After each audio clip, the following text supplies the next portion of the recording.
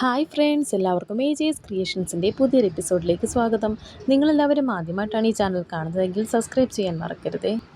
സന്ദീപിനോട് ഓരോ കാര്യങ്ങൾ പറഞ്ഞ് ഇപ്പോൾ തൻ്റെ പക്ഷം ചേർത്തിരിക്കുകയാണ് അവന്തിക.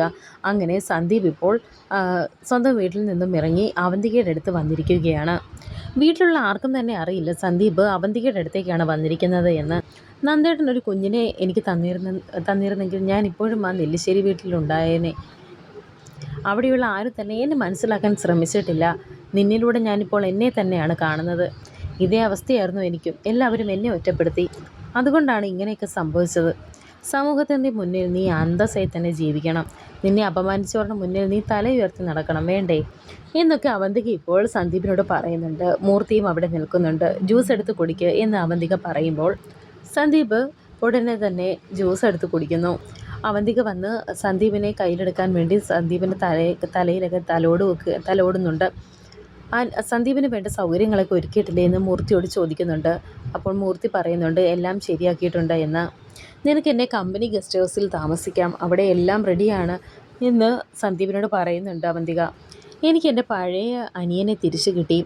എന്ത് കാര്യത്തിനായാലും ഈ ഏട്ടത്തി ഈ അനിയൻ്റെ കൂടെയുണ്ട് എന്നൊക്കെ ഇങ്ങനെ പറഞ്ഞ് വിശ്വസിപ്പിക്കുകയാണ് സന്ദീപിനെ.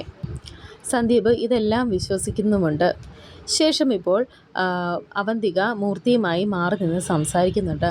എന്നിട്ട് അവന്തിക പറയുന്നു, അവനിപ്പോൾ എന്തായാലും പൂർണ്ണമായും എൻ്റെ കെണിയിലായിട്ടുണ്ട്. ഇനിയിപ്പോൾ ഇവനെ ഉപയോഗിക്കാം. ഇനി നെല്ലിശ്ശേരിക്കെതിരെയുള്ള ആയുധം സന്ദീപാണ്. ഇനി ചേട്ടനെയും അനിയനെയും തമ്മിൽ ഒരു വിധത്തിലും അവർ അടുക്കാത്ത വിധം തെറ്റിക്കണം എന്ന് അവന്തിക പറയുന്നു. ഇവിടെ അഭയം തേടിയെന്ന് അറിഞ്ഞാൽ തന്നെ സച്ചിക്ക് ഭ്രാന്ത് പിടിക്കും എന്ന് മൂർത്തി പറയുന്നുണ്ട്. ഇനി മുതൽ എൻ്റെ ഡ്രൈവറും PAയും എല്ലാം സന്ദീപ് തന്നെയായിരിക്കും. അതോടുകൂടി ആ വീട്ടിലെ എല്ലാവരും സന്ദീപിൻ്റെ ശത്രുക്കളാകും എന്നൊക്കെ അവന്തിക്ക് ഇപ്പോൾ പറയുന്നുണ്ട്. ശേഷം കാണിക്കുന്നത് അർച്ചനയാണ്. അർച്ചന കടയിൽ നിന്ന് സാധനങ്ങൾ വാങ്ങിച്ചുകൊണ്ട് നിൽക്കുകയാണ്. അവിടെ തന്നെ തൊട്ടടുത്ത് നിൽക്കുന്ന ഒരാൾ അർച്ചനയെ ഇങ്ങനെ നോക്കുന്നുണ്ടായിരുന്നു. അയാൾ അർച്ചനയുടെ കഴുത്തിൽ കിടക്കുന്ന ആ മാലയാണ് നോട്ടമിട്ടിരിക്കുന്നത്. അങ്ങനെ അർച്ചന സാധനം വാങ്ങി തിരിഞ്ഞ് നടക്കുമ്പോൾ അയാൾ പതിയെ അർച്ചനയുടെ അടുത്ത് വന്ന് ആ കഴുത്തിൽ നിന്നും ആ മാല വലിച്ചൂരിയെടുത്തുകൊണ്ട് പോകുന്നു.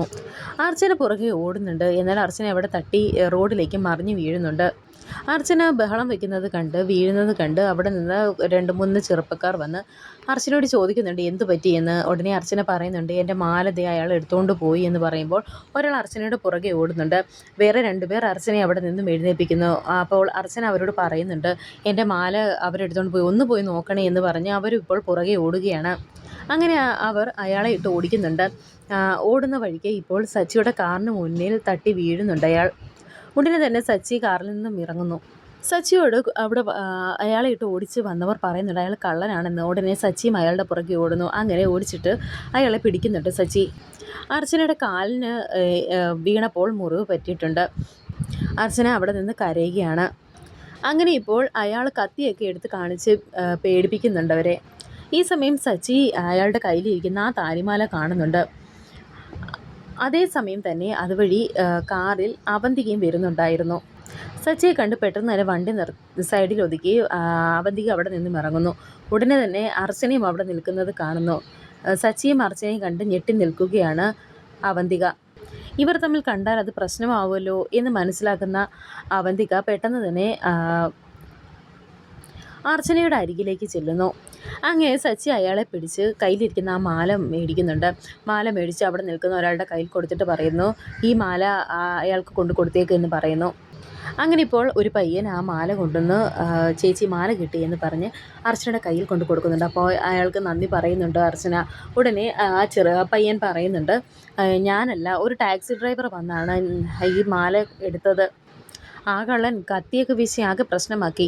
ആ ടാക്സി ഡ്രൈവർ ആ ചേട്ടൻ വന്നില്ലായിരുന്നെങ്കിൽ ആ ചേട്ടൻ്റെ ധൈര്യം കൊണ്ട് തന്നെയാണ് ഈ മാല ഇപ്പോൾ തിരിച്ചു കിട്ടിയിരിക്കുന്നത് എന്നൊക്കെ ആ പയ്യൻ പറഞ്ഞിട്ട് അവിടെ നിന്ന് പോകുന്നുണ്ട്. എന്നിട്ട് ഇതൊക്കെ ഇനിയെങ്കിലും സൂക്ഷിക്കണ്ടേ ചേച്ചി എന്ന് ആ പയ്യൻ പറഞ്ഞിട്ട് അവിടെ നിന്നും പോകുന്നു. ഈ സമയം അവിടേക്ക് പോലീസ് വരുന്നുണ്ട്. ഇവിടെ എന്താ പ്രശ്നം എന്നവർ ചോദിക്കുന്നു. അപ്പോൾ പറയുന്നുണ്ട് ഇയാൾ ഒരു സ്ത്രീയുടെ മാല മാല പൊട്ടിച്ചു എന്ന് പറയുമ്പോൾ കേരള എന്ന് പറഞ്ഞ് അയാളെ പിടിച്ചുകൊണ്ട് പോകുന്നുണ്ട് പോലീസുകാർ. അങ്ങനെ തിരിച്ച് ആ മാല എടുത്ത് കഴുത്തിലിടുന്നുണ്ട് അർച്ചന. ഇനി ഇവിടെ നിൽക്കണ്ട, നമുക്ക് പോകാം എന്ന് അവന്തിക പറയുമ്പോൾ അർച്ചന പറയുന്നുണ്ട്, അല്ല, ആ ടാക്സി ഡ്രൈവറെ ഒന്ന് കണ്ട് ഒരു നന്ദി പറയാതെ എങ്ങനെയാണ് പോകുന്നത്? ഉടനെ അവന്തിക പറയുന്നുണ്ട്, അതൊന്നും വേണ്ട, ഇനി ഇവിടെ നിൽക്കുന്നത് ശരിയല്ല എന്ന് പറഞ്ഞ് അവന്തിക അർച്ചനയെ വിളിച്ചുകൊണ്ട് പോകുന്നു. അങ്ങനെ അർച്ചനയും കൂട്ടി അവന്തിക വീട്ടിലേക്ക് വന്നിരിക്കുകയാണ്. അകത്തേക്ക് വന്നു കഴിയുമ്പോൾ ചിപ്പിമോൾ എവിടെയെന്ന് അർച്ചന ചോദിക്കുന്നുണ്ട്. അപ്പോൾ പറയുന്നു, മുകളിലുണ്ട്, സ്കൂളിൽ പോകാൻ റെഡിയാവുകയാണെന്ന് പറയുന്നു. അവന്തികയുടെ അച്ഛനും അമ്മയും എവിടെയെന്ന് അർച്ചന ചോദിക്കുന്നുണ്ട്. അപ്പോൾ അവന്തിക പറയുന്നുണ്ട്, അവർ മരിച്ചു പോയി എന്ന്. അപ്പോൾ അവരുടെ ഫോട്ടോ ഒന്ന് കാണാൻ പറ്റുമോ എന്ന് ചോദിക്കുമ്പോൾ അച്ഛൻ്റെ ഫോട്ടോ കാണിക്കാമെന്ന് പറഞ്ഞ് സേതുമാധവൻ്റെ ഫോട്ടോ എടുത്ത് അർച്ചനയെ കാണിച്ചു കൊടുക്കുകയാണ് അവന്തിക. ആരെയും ചതിക്കാത്ത, എല്ലാവരോടും സ്നേഹം മാത്രമുള്ള ഒരാളായിരുന്നു എൻ്റെ അച്ഛൻ. എൻ്റെ അച്ഛനായിരുന്നു എൻ്റെ റോൾ മോഡൽ. അച്ഛന് വേണ്ടിയിട്ടാണ് ഞാൻ ജീവിച്ചത് എന്നൊക്കെ എന്നിട്ട് അവന്തിക പറയുന്നുണ്ട്. അർച്ചന ഇങ്ങനെ ആ ഫോട്ടോ നോക്കുന്നുണ്ട്.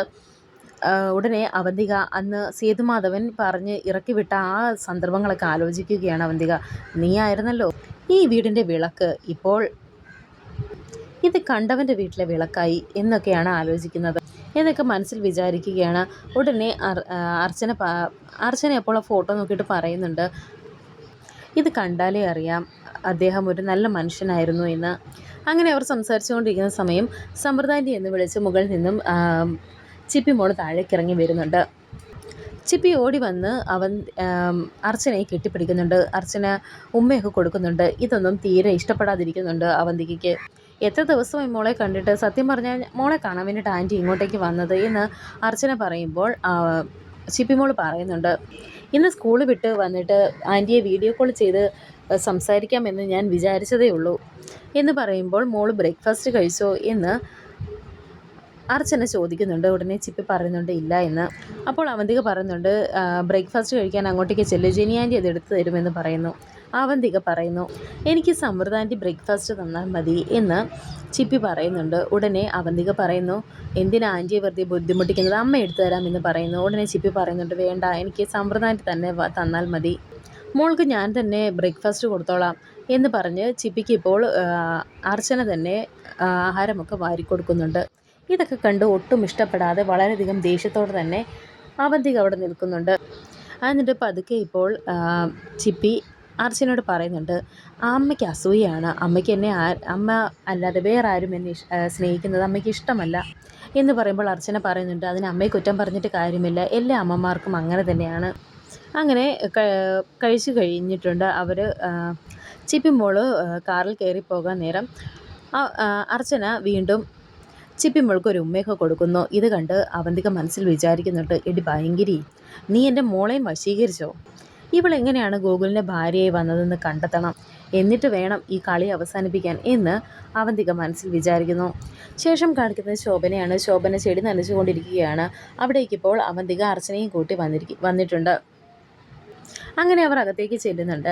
അപ്പോൾ ശോഭന പറഞ്ഞിട്ടുണ്ട്, ഞാൻ ചായ എടുക്കാമെന്ന് പറഞ്ഞ് ശോഭന അടുക്കളയിലേക്ക് പോകുന്നു. ഞാൻ ഡ്രസ്സ് ചേഞ്ച് ചെയ്തിട്ട് വരാമെന്ന് പറഞ്ഞ് അർച്ചന റൂമിലേക്ക് പോകുന്നുണ്ട്. ഈ സമയം ശിശിര അവിടേക്ക് വരുന്നു. ശിശിരയെ കണ്ട് അവന്തിക ചോദിക്കുന്നുണ്ട്, എന്ത് പറ്റി വല്ലാതിരിക്കുന്നതെന്ന്, എന്തെങ്കിലും പ്രശ്നമുണ്ടോ എന്ന് ചോദിക്കുമ്പോൾ ശിശിര പറയുന്നുണ്ട്, എല്ലാവരുടെയും പ്രശ്നം ഇപ്പോൾ ഞാനാണെന്ന്. ഉടനെ അവന്തിക പറയുന്നുണ്ട്, ഞാൻ ഒരു ജോലി റെഡിയാക്കി തരട്ടെ എന്ന് ചോദിക്കുമ്പോൾ ശിശിര പറയുന്നുണ്ട്, അങ്ങനെയെങ്കിലും എനിക്ക് വീട്ടിൽ നിന്നൊന്ന് മാറി നിൽക്കാമല്ലോ, ഒരു ജോലി ഉണ്ടെങ്കിൽ അതിൽ നിന്ന് കിട്ടുന്ന വരുമാനത്തിൽ എൻ്റെ സ്വന്തം കാര്യങ്ങളൊക്കെ നടക്കുമല്ലോ എന്നൊക്കെ ഇങ്ങനെ ശിശിര പറയുന്നുണ്ട്. അങ്ങനെയാണെങ്കിൽ നിൻ്റെ ജോലിക്കാര്യം ഞാൻ ഏറ്റു എന്ന് അവന്തികയും പറയുന്നു. ഉടനെ അവന്തിക പറയുന്നുണ്ട്, എനിക്ക് കുറച്ച് പേഴ്സണലായിട്ട് നിന്നോട് കുറച്ച് സംസാരിക്കാനുണ്ട്, അത് സമൃദ്ധിയുടെ കാര്യമാണ് എന്നിങ്ങനെ അവന്തിക പറയുമ്പോൾ ശിശിര പറയുന്നുണ്ട്, അതിവിടെ ഇരുന്ന് പറഞ്ഞാൽ ശരിയാവില്ല, നമുക്കങ്ങോട്ട് മാറി നിൽക്കാം എന്ന് പറഞ്ഞ് അവർ പുറത്തേക്ക് ഇറങ്ങുകയാണ്. അങ്ങനെ അവന്തിക പറയുന്നുണ്ട്, ഇത് എനിക്ക് മാത്രമല്ല എല്ലാവർക്കുമുള്ള സംശയമാണ്, ഗോകുലും സമൃദ്ധിയും തമ്മിൽ എങ്ങനെയാണ് ഇത്രയും അടുത്തത് എന്ന് അവന്തിക ചോദിക്കുന്നു. എന്നാലൊന്നും മിണ്ടാതെ ഇങ്ങനെ ശിശിര നിൽക്കുന്നുണ്ട്. വരാനിരിക്കുന്ന പുതിയ എപ്പിസോഡുകളുമായി വീണ്ടും കാണാം. Thank you for watching.